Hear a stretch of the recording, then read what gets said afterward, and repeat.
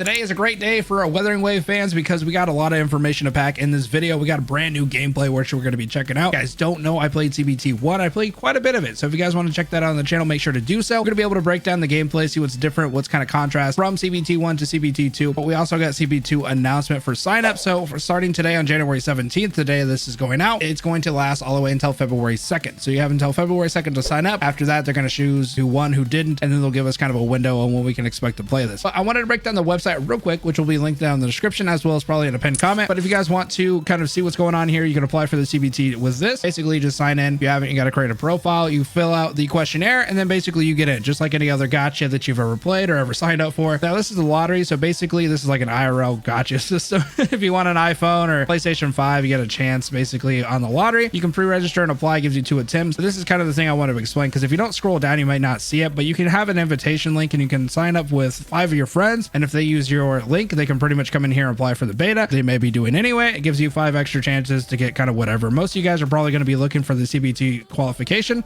This is basically like a guaranteed ticket in, and if you're able to get this, which, you know, obviously on the grand scheme of thing, this is like the lowest value, so it probably has the most chances of getting maybe a plush doll if you guys get lucky. Let me know if you get a PlayStation 5 or I guess an iPhone 15. I don't know. But yeah, you can do that. If you guys want to, 3 of you guys want to hop in and do mine, I'll leave that in a comment pinned as well. If you guys want to check that out, it gives me a couple of chances as well to hopefully get into the qualification if they don't do the creator thing, which I'm not sure. I haven't seen anything about it. But let's go ahead and jump into the actual trailer itself. Real quick, before we jump into this trailer, make sure to subscribe if you guys want to see more Wuthering Waves content like this one. Keep up with the news, keep up with CBT2 if we're able to get in. We're definitely going to play the hell out of that. I'm just going to let it kind of play. I'll make a couple of comments, but I'm going to let it play for kind of like the genuine reaction. I haven't seen anything about this, and then we'll go back and kind of scrub through stuff and get my thoughts and opinions. CBT1 did not have voice acting, and they've already confirmed through a question and answer thing that CBT2 will not have voice acting, but the full launch of the game will have voice acting. I think that's important, because I imagine there's going to be parts in this where it kind of seems like they should be talking or something, because that happened in the CBT1 trailer.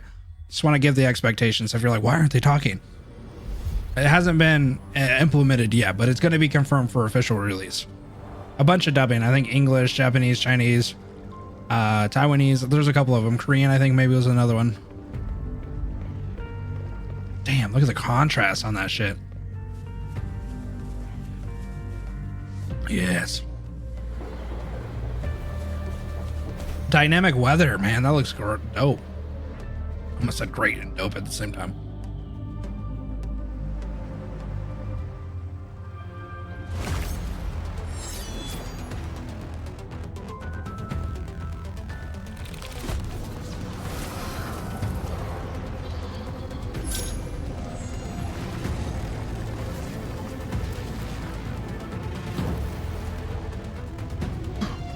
Wait, he turns into a goat, man? Okay.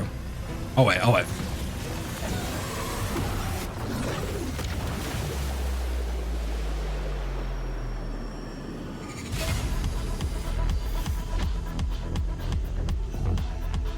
The new character, bro. And a redesign? Oh my God, hold on. She's a brawler? Yes, bro, a brawler. That's so dope. And this person got a redesign. Oh my God, they listened. That's crazy.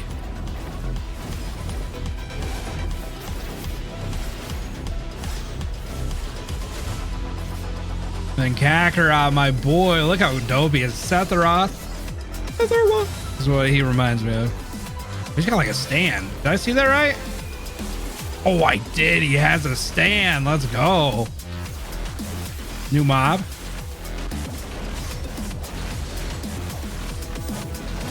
There's something I just saw may make me go crazy. Oh wait, though.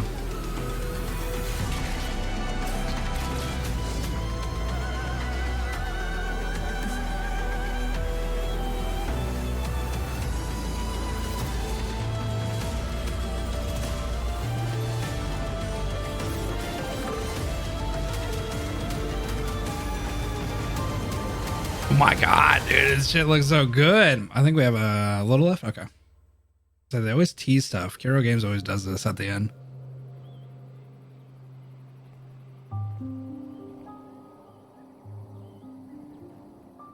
Dude, look at the aesthetic. Look how pretty that shit looks. Thumbnail. He can't. Every time I see somebody that sits there. Okay, so like I said, we're gonna break it down now. There's a lot of stuff I wanted to say. So as a person who played CBT1, like I said, no voice acting. They already confirmed for CBT2. There's not gonna be anything, so this part's a little weird.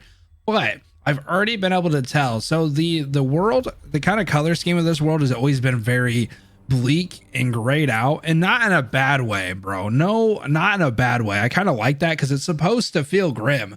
That's the point of it. But what they're doing with the breakups of these little colors, like this nice little yellow, this little glow, this little hum of life in this otherwise like desolate, destroyed world, with the nice little blues in the sky to break it up. They've started to add these just little nice vibrant colors, but just not everywhere. It's just like it's such a nice contrast. I'll show you what I mean here in a minute when he's walking through here. Like, look at that, man. Like, you can kind of see like the grayscale of like the trees are a little duller than you'd see in a couple of these different games, but like the little ounces of blue are just so light, and the nice yellows, it makes those colors stand out so much better, which is why I was hoping that they would go in this direction where everybody's like, oh, I kind of hate the grayscale and I kind of hate how grim it looks. It's like, because whenever you get these nice contrast colors like these blues and these yellows, they pop. Like, it makes it look like this is so much more lively than versus, you know, everything being so vibrant and so clear and stuff like that, which maybe it's just personal preference, but I feel like it's so great. Like this, like in an otherwise like super kind of grayed out world, you have the nice sky and you have this nice pink, dude. Like, this just stands out so much in contrast to everything else. It's such a nice, you know, distinction, and it kind of like just builds this place out. Like, if you were running around, this is the only thing you'd be looking at. You'd be like, what the hell? I mean, granted, out of just the sheer size of it, you'd probably look at it in any other game too, because it's a giant tree coming out of the ground, and you're just like, what the hell is that? So you'd probably look at it either way, but it's just, I don't know, it draws my attention to it so quickly. And just like, look at even this, like the little sun area, you can see that it's like, it's still like has a nice little vibrance to some of the different things that the sun's touching, nice dynamic shadows, but it doesn't look too vibrant. It looks so cool, man. Like, the water has that nice little blue tint to it, but it's not overwhelming. And then the dynamic weather system. Look at this. This is a nice little touch to it as well. And you got like, I don't know, dude. That's just like the sunset. Ooh, man, the aesthetics this stuff's going for, it just captures way more. CBT1 definitely seemed a lot more grayed out, but they definitely took the feedback of like, we need to ramp it up or vamp it up or whatever the hell word you want to use. Let's talk about this, bro. Turns into a goat for what? Why did you turn into a goat? He's one of the CBT's, like, I don't know, I wouldn't call him a final boss, because you can kind of go against any boss you want like over and over again, but yeah, he's like one of the big baddies, at least from what we've seen in CBT1 with her. She seems to be like the orchestrator, like the person kind of in charge of everything.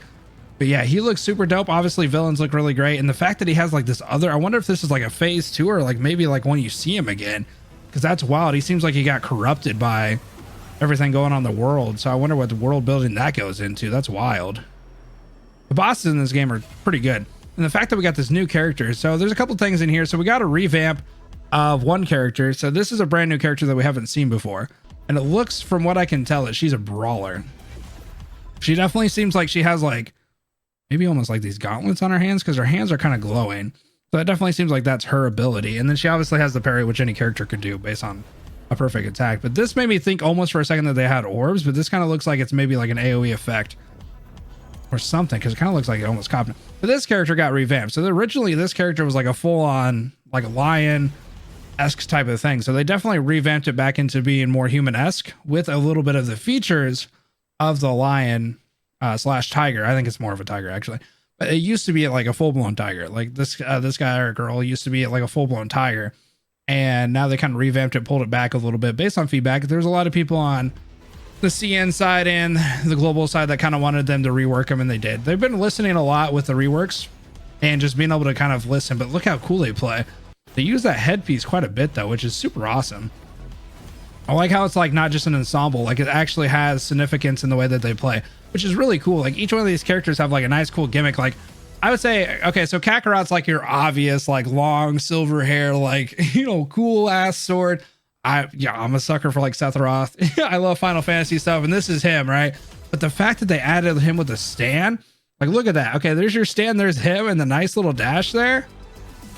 Oh, he can attack while he's doing it. That's pretty dope. And then this, like, I imagine this is the ult. Yeah, dude. Okay, but this is what I was going to talk about. So there's a couple things in this spot. there's more than one character out on the field and they're running around. Now, I'm not going to say this is co-op, but there's more than one character on the field. And in this game, you usually swap from one character to another. So it could be like maybe a story mission or something like that, but it definitely could be co-op, which would be pretty dope. I don't remember if they ever confirmed co-op, but that's definitely one thing I saw. I was like, that may be very well. Now they're expanding on the whole like thing, because if you didn't know, the other thing of this game is it's a little unique in the fact that once you kill certain monsters, they have like a version of themselves that you can kind of capture and reuse, and they do different things and they give different statuses and stuff like that. They're like echoes basically, and you can sometimes transform into them. You can kind of call them out to battle, and they can do a couple different things. So yeah, this is kind of cool that they kind of leaned back into that a little bit more, give you a little bit more dynamic fights and stuff in there. And this is a boss, by the way. If you guys didn't know, this is one of the bosses, so this is kind of wild. So you can actually play on a level and do a couple different things. And then yeah, it just looks like they kind of refined the palettes here. It changed a couple of different colors and really just kind of vamped it up. See, this is the cool thing, is because in this world, it definitely is like these characters are nice and vibrant, and they feel like they're adding to this overall like world and building. Like Rover's like in complete black, so it's kind of different, but most of them have like this vibrant texture to them, or this vibrant kind of feel to them. So they're kind of like the light in this otherwise like, you know, super dark and grim world. It's super cool. I like the kind of contrast that they're going for. This is kind of wild. I don't know what my boy Rover's doing up here with my girl, but this is just like a nice look out of the city. Like this is the type of thing, like how many YouTube channels are going to start like this, where I'm sitting on top of here and I'm like, hey guys, what's going on today? We got another Wuthering Waves video, and it's just going to be like this nice contrast in the back of me looking at my character. Bet that happens. But no, I'm super stoked, bro. I think that they're leaning the right way, dude. There's a lot of things that I feel like they're doing that just make me super happy to see. Like there's just a lot of different things that they're definitely taking feedback on. Hero Games, they know what they want, and they know what the fans want, and they really are taking the consideration. So when these games have like CBTs that are a year apart, most of the time these developers are actually listening, and that's why it takes so long to get to this point. I know a lot of you guys may be disappointed, like, oh, I just wish it was a release date. Honestly, I'm cool with them cooking, because they're obviously taking what we're saying from all the CBTs, all the different tests that they're doing, and they're actually combining it into something that we really want. We want a polished game. I know you guys want stuff quickly, but what's better, having a polished game that actually runs and flows and has all the things that you want in it, or do you want something that's like kind of a turd that you have to polish it over time, may die eventually or whatever? This is going to be like their magnum opus, bro. Like their combined efforts into a game, and they want to make sure they're doing it right, because they really haven't done anything other than PGR. So this is definitely just going to be like a whole new world for them to get into, kind of mainstream era, if I'm being honest. But yeah, I think they have a potential to be really knocking this stuff out of the park, especially if they're going to keep listening to people. They're going to be keeping and taking feedback and the surveys. This is one company that I highly recommend. If you guys get into CBT, you make sure to say something in the feedback, because they're paying attention, they're caring, they know what you guys want, they know what they're going to be doing, and obviously they're going to be a little bit leeway on some of the different things that we say and do. So that's just kind of my 2 cents on it. From a person that played CBT1, I can definitely see some of the different changes. Obviously, we don't know exactly what it's going to change in terms of like gameplay and feel and touch and all that different stuff until we get into CB2. But like I said, make sure to stay tuned to the channel if you guys want to see that gameplay. If we're able to get into it, I'm going to be asking around, bro, see if they don't do that creator program like they did for CB1, and we'll see if we can't get into CBT2 the same way.